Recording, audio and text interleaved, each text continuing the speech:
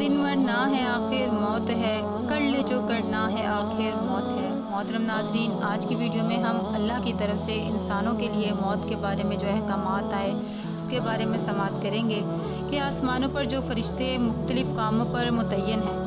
इनको साल भर के अहकामात एक रात में मिल जाते हैं कि इस साल फ़लाँ फ़लाँ को ये काम करने हैं और फ़लाँ फ़लाँ शख्स के मुतल्लिक़ ये अमल होंगे। इसमें रिवायत मुख्तलिफ़ जगह पे आती है कि ये अहकाम लैलतुल क़द्र में मिल जाते हैं, यानी जिसे शब बारात की रात कहा जाता है। इस रात में उन सब की फहरिस्त फरिश्तों के हवाले कर दी जाती है जो इस साल में मरने वाले हैं। दुनिया में आदमी ख़यानत गफलत से अपने लहो लआब में मशगूल होता है और आसमानों पर उसकी गिरफ्तारी का वारंट जारी हो गया है। इसकी मौत का हुक्म सादिर हो चुका है, जिसमें ना किसी सिफारिश की गुंजाइश है, ना अपील की, ना जो वक्त इसकी मौत का तजवीज़ हुआ है उसमें कोई एक मिनट के भी ताख़ीर हो सकती है। हज़रत इब्न अब्बास रज़ियल्लाहु ताला अन्हु सूरह दुखान की तफसीर में इरशाद फरमाते हैं कि लैलतुल क़द्र में लोहे महफूज से उन सब चीज़ों को नकल किया जाता है जो इस साल में होने वाली हैं कि इतना रिस्क दिया जाएगा, फुला मरेगा, फुला पैदा होगा, इतनी बारिश होगी। हत्ता कि ये भी नकल किया जाता है कि इस साल फुला शख्स को हज कराया जाएगा। एक हदीस में इब्ने अब्बास रज़ियल्लाहु ताला अन्हुमा फरमाते हैं कि तो आदमी को देखेगा कि वह बाज़ारों में चल फिर रहा है, लेकिन उसका नाम बस साल के मुर्दों में लिख दिया जाता है। अबू नज़र कहते हैं कि इस रात में साल भर के सारे साल के मुर्दों के नाम लिख दिए जाते हैं। सारे साल भर के काम फरिश्तों पर मुंतक़िम कर दिए जाते हैं। तमाम साल भर की भलाइयाँ बुराइयाँ, रोज़ी और मौत और तकलीफ़ें और खुशियाँ तमाम साल भर की तकसीम कर दी जाती है। हज़रत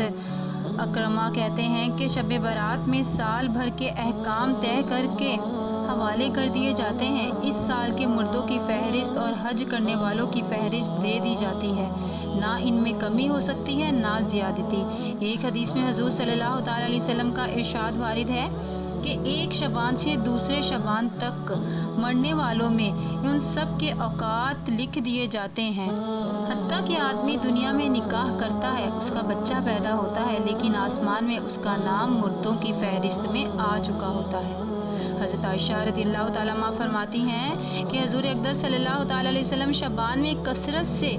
रोज़े रखा करते थे, इसलिए कि इसमें तमाम साल में मरने वालों की फहरिस्त मुरतब होती है। हत्ता कि एक आदमी निकाह करने में मशगूल है और वहाँ उसका नाम मुर्दों में लिख दिया जाता है। एक आदमी हज को जा रहा है और उसका नाम मुर्दों में होता है। एक और हदीस में कि हज़रत आयशा रज़ियल्लाहु ताला अन्हा ने हुज़ूर सल्लल्लाहु ताला अलैहि वसल्लम से इसकी वजह दरियाफ़्त की तो हुज़ूर सल्लल्लाहु ताला अलैहि वसल्लम ने शबान में रोज़े बहुत कसरत से रखते हैं। हुज़ूर सल्लल्लाहु अलैहि वसल्लम ने फरमाया कि इसमें साल भर के मुर्दों की फहरिस्त बनती है। मेरा दिल चाहता है कि मेरा नाम जब मुर्दों की फहरिस्त में आए तो मैं रोज़ेदार हूँ। एक हदीस में है कि निफ शबान की रात को हक़ ताला शानुहु सुब्हान ताला को इस साल में मरने वालों की इत्तला फरमा देते हैं कि एक हदीस में हुज़ूर सल्लल्लाहु अलैहि वसल्लम का ये भी इरशाद है कि रोज़ाना हमेशा जब आफ़ताब निकलता है तो वह ऐलान करता है कि जो नेक काम करना है कर ले, आज का दिन तेरी उम्र में फिर कभी नहीं आएगा, इसलिए इस दिन में तेरी जो नेकियां लिखी जा सकती हों लिखवा ले। और दूसरा फरिश्ता आसमानों से ऐलान करते हैं कि एक इनमें से कहता है कि ए नेकी के तलब करने वाले खुशखबरी ले और आगे बढ़, और दूसरा कहता है कि ए बुराई करने वाले बस कर रुक जा, अपनी हलाकत का सामान इकट्ठा ना कर। और दो फरिश्ते ऐलान करते हैं जिनमें से एक कहता है या अल्लाह खर्च करने वालों को इसका बदला दे, और दूसरा कहता है कि ए अल्लाह माल को रोक के रखने वाले के माल को बर्बाद कर। अता बिन यसार कहते हैं कि जब निस्फ शबान की रात होती है तो मलकुल मौत को एक फहरिस्त दे दी जाती है कि इसमें जिनके नाम हैं उन सब की इस साल में रूहें कब्ज़ कर ली जाएं। यहाँ एक आदमी फर्शो फरोश में लगा हुआ होता है, निकाह करने में मशगूल होता है, मकान की तामीर कर रहा होता है और वहाँ मुर्दों की फहरिस्त में आ गया होता है। امام غزالی رحمۃ اللہ تعالیٰ علیہ فرماتے ہیں کہ آدمی مسکین پر اگر کوئی آفت، کوئی مصیبت، کوئی حادثہ، کوئی رنج، کوئی تکلیف، کوئی مشقت، کوئی خوف کبھی بھی نہ آئے، تب بھی موت کی سختی، نزع کی حالت اور اس کا اندیشہ ایسی چیز ہے جو اس کی ساری لذتوں کو مقدار کر دینے کے لیے کافی ہے، اس کے ساری راحت و آرام کو کھو دینے والی چیز ہے، اسی کی غفلت کو زائل کر دینے والے کے لیے ایسی کا فکر بہت کافی ہے۔ یہی چیز خود اتنی سخت ہے کہ اس کی فکر اور اس کی تیاری میں آدمی کو ہر وقت مشغول رہنا چاہیے، بالخصوص ایسی حالت میں کہ اسے وقت معلوم نہیں کہ کب اس پر آ کر موت مسلط ہو جائے۔ ایک حکیم کا قول ہے کہ رسی دوسرے کے ہاتھ میں ہے، نہ معلوم کب کھینچ لے۔ حضرت لقمان رضی اللہ تعالیٰ عنہ کا ارشاد ہے اپنے بیٹے سے کہ موت ایسی چیز ہے جس کا حال معلوم نہیں کہ کب آ پہنچے، اس کے لیے اس سے پہلے تیاری کر لیں وہ آ نہ جائے۔ اور واقعی بڑے تعجب کی بات ہے کہ اگر آدمی انتہائی لذتوں میں مشغول ہو، لہو و لعاب کی اونچائی مجلس میں شریک ہو، اور اس کو یہ معلوم ہو جائے کہ ایک سپاہی اس کی تلاش میں ہے جو کسی جرم کی سزا میں اس کے 5 کوڑے مارے گا، تو ساری لذت، سارا عیش و آرام اس کا ختم ہو جائے گا۔ بلکہ اگر صرف اتنا ہی معلوم ہو جائے کہ اس کے پاس اس کی گرفتاری کا وارنٹ ہے، وہ آج کل میں اس کو گرفتار کر لے گا، تب بھی ساری لذتیں اس کی ختم ہو جائیں گی، رات کو نیند تک اڑ جائے گی۔ حالانکہ اس کو معلوم ہے کہ ملک الموت ہر وقت اس پر مسلط ہے، اور موت کی سختیاں جو ہزاروں کروڑوں سے بڑھ کر ہے اس پر مسلط کرنے والے ہیں، پھر بھی ہر وقت اس سے غافل رہتا ہے۔ یہ جہالت اور غرور کی انتہا نہیں تو اور کیا ہے؟ حقیقت یہ ہے کہ موت کی سختی کا حال وہی جانتا ہے جس پر گزر چکی ہے، دوسرے کو اس کی سختی کا حال معلوم نہیں ہوتا۔ وہ صرف قیاس کر سکتا ہے یا مرنے والوں کی حالت دیکھ کر کچھ اندازہ لگا سکتا ہے، اور قیاس اس طرح ہو سکتا ہے کہ یہ یا تو ظاہری چیز ہے کہ بدن کے جس حصے میں روح نہیں ہوتی اس کو کاٹنے سے تکلیف نہیں ہوتی، اور بدن کی جو کھال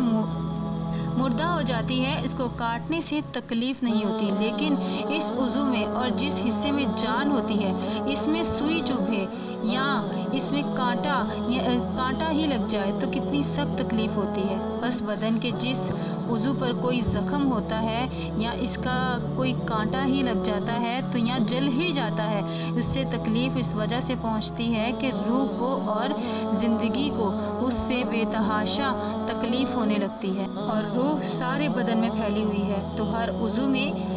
اس کا بہت تھوڑا سا حصہ اثر کیے ہوئے ہے، اور جتنا حصہ اس کے عضو میں ہے اسی کے باقدرے روح کو تکلیف پہنچتی ہے، جو بہت تھوڑا سا حصہ ہے، لیکن جو تکلیف اعضاء کے بجائے براہ راست ساری روح کو پہنچے جو موت کے وقت ہوتی ہے، اس کا اندازہ اسی سے ہو سکتا ہے جو برداشت کرتا ہے جس کو موت آتی ہے، اس لیے کہ موت براہ راست ساری روح کو کھینچتی ہے جو بدن کے سارے اعضاء میں پھیلی ہوئی ہے۔ اس لیے بدن کا کوئی حصہ بھی ایسا نہیں ہوتا جس میں اتنی ہی تکلیف نہ ہو جتنی کہ اس کے کانٹا چبھنے میں ہوتی ہے، اس لیے کہ کسی عضو کے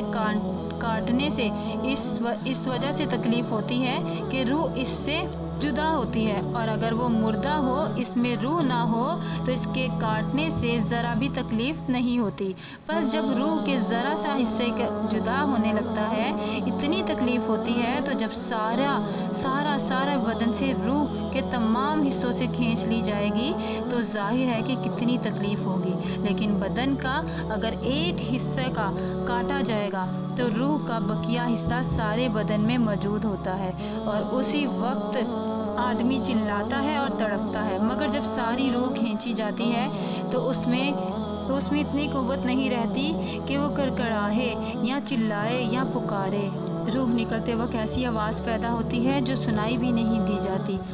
قوت ہی نہیں ہوتی کہ یہ بھی پیدا ہوگی کہ نہیں ہوگی۔ اس کے نکلنے کے بعد ہر عضو آہستہ آہستہ ٹھنڈا ہونا شروع ہو جاتا ہے۔ سب سے پہلے پاؤں ٹھنڈے ہوتے ہیں، اس لیے کہ روح پاؤں کی طرف سے سب سے پہلے کھینچی جاتی ہے اور وہاں سے نکل کر منہ کے ذریعے سے جاتی ہے، پھر پنڈلیاں ٹھنڈی ہوتی ہیں، پھر رانیں، اسی طرح ہر عضو ٹھنڈا ہوتا رہتا ہے اور ہر ایک عضو کو اتنی ہی تکلیف ہوتی ہے جتنی اس کے کاٹنے سے ہوتی ہے، یہاں تک کہ جب روح حلق تک پہنچتی ہے تو آنکھوں سے دور ہو جاتی ہے۔ اسی وجہ سے تو حضور صلی اللہ تعالیٰ علیہ وسلم کی دعاؤں میں یہ بھی ایک دعا ہے کہ اللہ مجھ پر موت کی اور نزا کی سختی آسان فرما۔ لوگ بھی حضور صلی اللہ تعالیٰ علیہ وسلم کی اتباع میں اس دعا کو مانگتے ہیں اور ہمیں بھی ہر دم جب بھی دعا مانگے تو محترم ناظرین یہی دعا مانگنی چاہیے کہ اللہ ہمیں موت کے وقت آسانی پیدا فرما، موت کی سختیوں میں آسانی پیدا فرما، ہمیں ایمان کی موت عطا فرما۔ ایک حدیث مبارکہ میں ہے کہ حضور اکرم صلی اللہ تعالی وسلم کا ارشاد ہے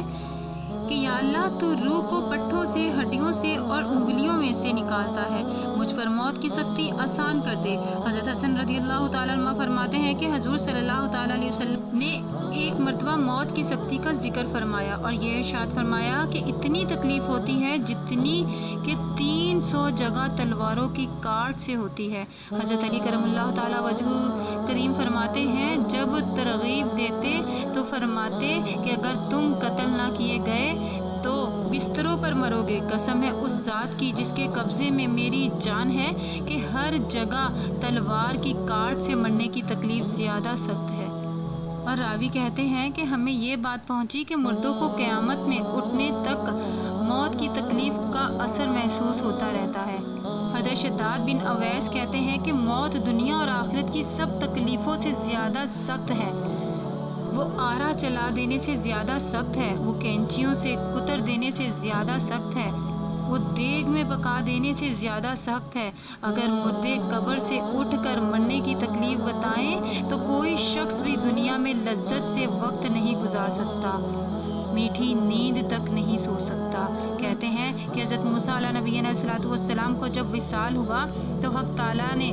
دریافت فرمایا کہ موت کو کیسے پایا؟ انہوں نے عرض کیا کہ میں اپنی جان کو ایسے دیکھ رہا تھا جیسے زندہ چڑیا کو اس طرح آگ پر بھونا جا رہا ہو کہ نہ اس کی جان نکلتی ہو نہ اڑنے کی کوئی صورت ہو۔ ایک اور روایت میں ہے کہ ایسی حالت تھی جیسے کہ زندہ بکری کی کھال اتاری جا رہی ہو۔ حضرت عائشہ رضی اللہ تعالیٰ عنہ فرماتی ہیں کہ جب حضور اقدس صلی اللہ تعالیٰ علیہ وسلم کا وصال ہو رہا تھا تو پانی سے بھرا ہوا پیالہ حضور اقدس صلی اللہ تعالیٰ علیہ وسلم کے قریب رکھا ہوا تھا۔ حضور صلی اللہ تعالیٰ علیہ وسلم بار بار اپنے مبارک ہاتھ کو پیالے میں ڈالتے پھر منہ پر ملتے تھے اور فرماتے تھے یا اللہ نزا کی سختی پر میری مدد فرما۔ حضرت عمر رضی اللہ تعالیٰ عنہ نے حضرت کعب رضی اللہ تعالیٰ عنہ سے دریافت کیا کہ موت کی کیفیت بیان کروں۔ انہوں نے عرض کیا کہ امیر المؤمنین جس طرح ایک کانٹے کو آدمی کے اندر داخل کر دیا جائے جس کے ساتھ بدن کا ہر جوز لپٹ جائے پھر ایک دم اس کو کھینچ لیا جائے، اس طرح جان کھینچی جاتی ہے۔ یہ سب تو نزا کی مختصر کیفیت تھی، ان سب کے علاوہ ملک الموت اور اس کے مددگار فرشتوں کی صورتوں کا ایک خوف ایک مستقل مرحلہ ہے جس صورت پر وہ گناہ گاروں کی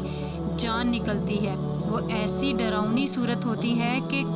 کبھی سے کبھی آدمی بھی اس کو دیکھنے کی طاقت نہیں رکھتا۔ حضرت ابراہیم علیہ نبی علیہ الصلوۃ والسلام نے ملک الموت سے فرمایا کہ تم جس صورت پر فاجر لوگوں کی جان نکالتے ہو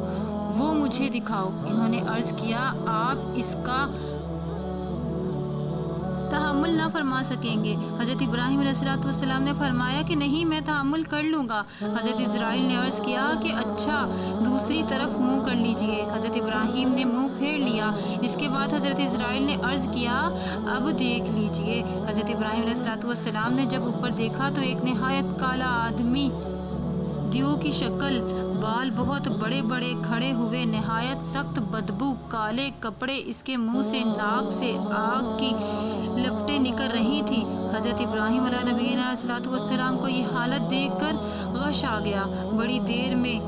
دیر میں جب ان کو ہوش آیا تو ملک الموت اپنی پہلی صورت پر تھے۔ حضرت ابراہیم علیہ السلام نے فرمایا کہ اگر فاجر شخص کے لیے کوئی دوسری آفت نہ ہو تب بھی یہ صورت ہی ہے، اس کی موت کے لیے کافی ہے۔ یہ تو صرف فاجروں کا حال ہے، لیکن اللہ کے متی بندوں کی روح نکالتے وقت وہ نہایت ہی بہترین صورت میں ہوتے ہیں۔ حضرت ابراہیم علیہ السلام ہی سے یہ نقل کیا گیا ہے کہ انہوں نے ہی ملک الموت سے فرمایا کہ مجھے ہیبت کو دکھا کر انہوں نے دیکھا کہ ایک نہایت خوبصورت جوان نہایت نفیس لباس پہنے ہوئے خوشبودار مہکتے ہوئے سامنے آئے۔ حضرت ابراہیم علیہ السلام نے فرمایا کہ مومن کے لیے اگر مرتے وقت اس صورت کے علاوہ کوئی بھی فراحت کی چیز نہ ہو تو یہ بھی کافی ہے۔ محترم ناظرین، یہ تھی اللہ کی طرف سے جو انسانوں کے لیے موت کی سختیاں تھیں۔